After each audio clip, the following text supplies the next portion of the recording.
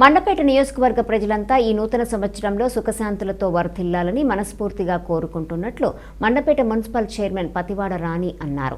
రథం సెంటర్లోని తన కార్యాలయంలో ఆమె అభిమానులతో కలిసి నూతన సంవత్సర వేడుకలు ఘనంగా జరుపుకున్నారు.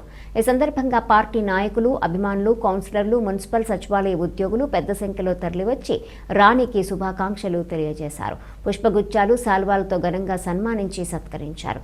ఈ సందర్భంగా రాణి మాట్లాడుతూ ముఖ్యమంత్రి జగన్ స్ఫూర్తితో ఎమ్మెల్సీ తోట త్రిమూర్తులు సహాయ సహకారాలతో మండపేట పట్టణాన్ని అభివృద్ధి పదంలో తీసుకెళ్తున్నట్లు సంతోషం వ్యక్తం చేశారు.